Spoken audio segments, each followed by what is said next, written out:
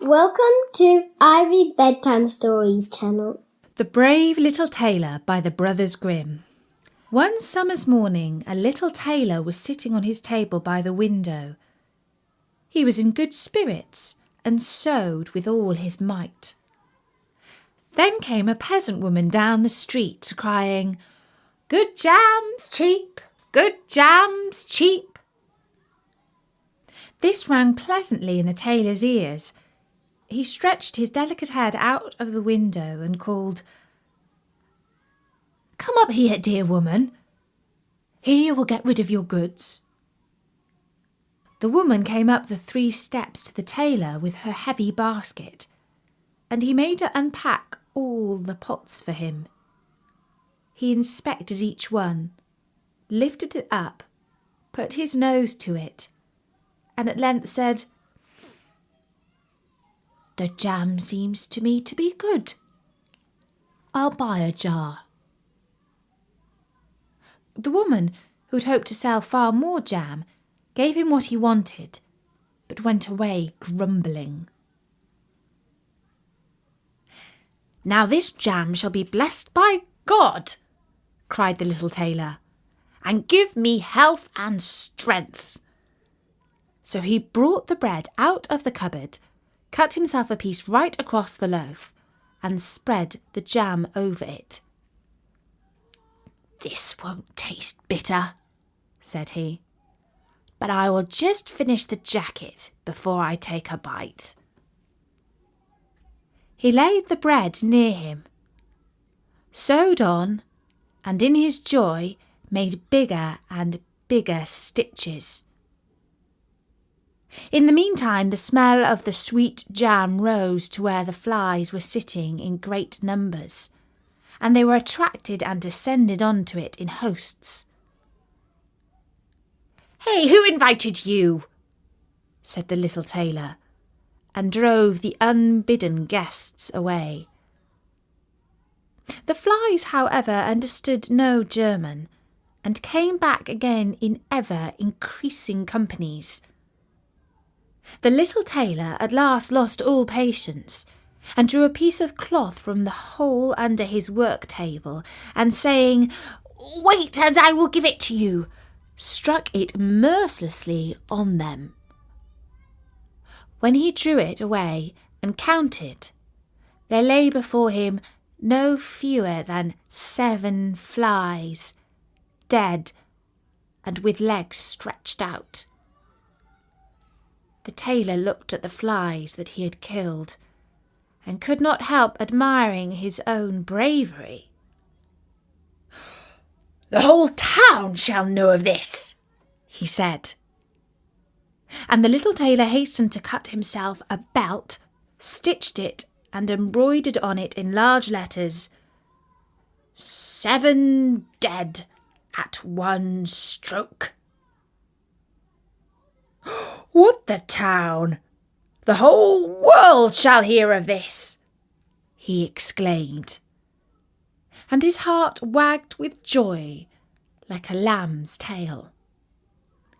The tailor put on the girdle and resolved to go forth into the world, because he thought his workshop was too small for his valour. Before he went away, he looked round the house to see if there was anything which he could take with him. However, he found nothing but an old cheese, and that he put in his pocket. In front of the door he observed a bird which had caught itself in the thicket. It had to go in his pocket with the cheese. Now he took to the road boldly, and as he was light and nimble, he felt no tiredness. The road led him up a mountain, and when he had reached the highest point of it, there sat a powerful giant looking peacefully about him. The little tailor went bravely up, spoke to him and said, "Good day, comrade. So you are sitting there overlooking the wide-spread world." "I am just on my way there," and want to try my luck. How about you? Come with me?" The giant looked contemptuously at the tailor and said, "You wretch! You miserable creature!" "Oh, indeed," answered the little tailor, and unbuttoned his coat and showed the giant the belt. "There may you read what kind of a man I am." The giant read, "7 dead at 1 stroke," and thought that they had been men whom the tailor had killed, and began to feel a little respect for the tiny fellow. Nevertheless, he wished to try him first, and took a stone in his hand and squeezed it together so that the liquid dropped out of it. "Do that," said the giant, "if you have strength." "Is that all?" said the tailor. "That is child's play," and put his hand into his pocket, brought out the soft cheese, and pressed it until the liquid ran out of it. The giant did not know what to say, and could not believe it of the little man. Then the giant picked up a stone and threw it so high that the eye could scarcely follow it. "Now, little mite of a man, do that." "Well thrown," said the tailor. "But after all, the stone came down to earth again. I will throw you one which shall never come back at all." And he put his hand into his pocket, took out the bird, and threw it into the air.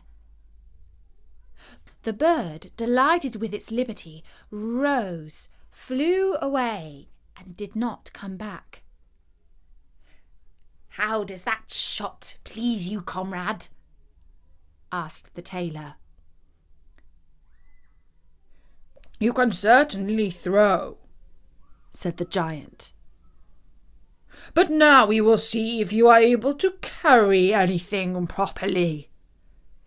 He took the little tailor to a mighty oak tree which lay there felled on the ground, and said, "If you are strong enough, help me to carry the tree out of the forest." "Readily," answered the little man. "Take you the trunk on your shoulders, and I will raise up the branches and twigs.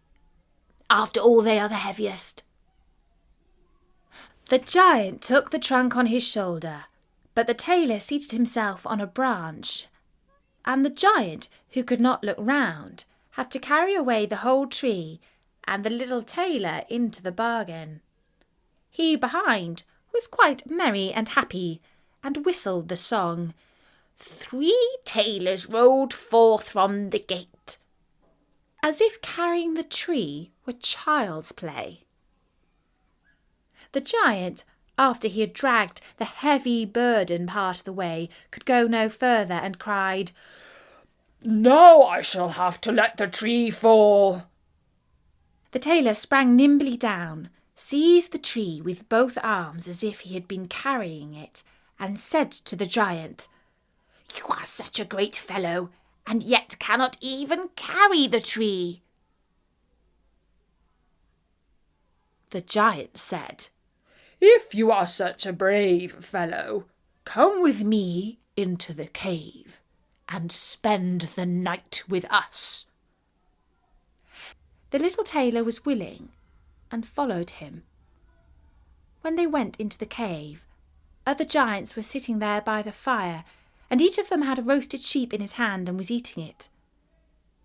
The little tailor looked round and thought, "It is much more spacious here than in my workshop." The giant showed him a bed and said he was to lie down in it and sleep. The bed, however, was too big for the little tailor. He did not lie down in it, but crept into a corner.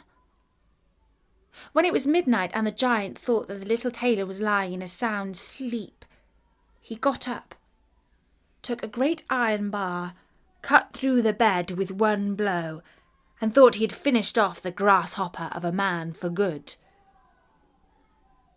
With the earliest dawn the giants went into the forest, and had quite forgotten the little tailor, when all at once he walked up to them quite merrily and boldly. The giants were terrified. They were afraid that he would strike them all dead, and ran away in a great hurry. The little tailor went onwards, always following his pointed nose. After he'd walked for a long time, he came to the courtyard of a royal palace, and as he felt weary, he lay down on the grass and fell asleep. Whilst he lay there, the people came and inspected him on all sides, and read on his belt, 7 dead with one stroke. "Ah," they said, "what does the great warrior want here in the midst of peace? He must be a mighty lord." Soon the tailor was brought before the king, who had made a request to meet him. "In the forest roams a magical horse with one horn, a unicorn which does great harm, attacking people all round. If you can rid me of this unicorn, you shall have the hand of my daughter in marriage, and half my kingdom." And the tailor thought to himself, "It is not every day that I receive such an offer as that." And he replied, "I do not fear one unicorn. 7 at one blow is my kind of affair." He took a rope and an axe with him, went forth into the forest. The unicorn soon came towards him and rushed directly on to the tailor, as if it would gore him with its horn without more ado. "Softly, softly, it can't be done as quickly as that," said he, and stood still and waited until the animal was quite close, and then sprang nimbly behind the tree. The unicorn ran against the tree with all its strength, and struck its horn so fast in the trunk that it had not the strength enough to draw it out again, and thus it was caught. "Now I have got it," said the tailor, and came out from behind the tree and put the rope around its neck. And then with his axe he hoed the horn out of the tree, and when all was ready he laid the beast away and took it to the king. But the king was sorry that he had promised his daughter to the little man, and made another demand. Before the wedding, the tailor was to catch him a wild boar that had made great havoc in the forest, and so the tailor went into the forest where the boar was roaming. When the boar saw the tailor, it ran on him with foaming mouth and sharp tusks, and was about to throw him to the ground, but the hero fled and sprang into a chapel, which was near and up to the window at once, and in one bound out again. The boar ran after him, but the tailor ran outside and shut the door behind it, and then the raging beast, which was much too heavy and awkward to leap out of the window, was caught. The hero went to the king, who was now, whether he liked it or not, obliged to keep his promise, and gave his daughter and the half of his kingdom. The wedding was held with great magnificence and small joy, and out of a tailor a king was made. And after some time the young queen heard her husband say in his dreams at night, "Boy, make me the jacket and patch the trousers." The next morning she complained of her wrongs to her father, and begged him to help her to get rid of her husband, who was nothing else but a tailor. The king comforted her and said, "Leave your bedroom door open this night, and my servant shall stand outside, and when he has fallen asleep shall go in. Bind him, and take him on board a ship which shall carry him into the wide world." The woman was satisfied with this, but the king's armour-bearer, who had heard all, was friendly with the young lord, and informed him of the whole plot. "I'll put a screw into that business," said the little tailor. At night he went to his bed with his wife at the usual time, and when she thought that he had fallen asleep, she got up, opened the door, and then lay down again. The little tailor, who was only pretending to be asleep, began to cry out in a clear voice, "Boy, make me the jacket and patch the trousers. I smote 7 at one blow. I bought away 1 unicorn and caught a wild boar. And am I to fear those who are standing outside the room?" When these men heard the tailor speaking thus, they were overcome by a great fear, and ran as if the wild huntsman were behind them, and none of them would venture anything further against him. And so the little tailor remained a king to the end of his life. And that was the tale of the Brave Little Tailor by the Brothers Grimm. Thank you for watching. If you enjoyed this book, don't forget to subscribe to watch more videos. Don't forget, thumbs up.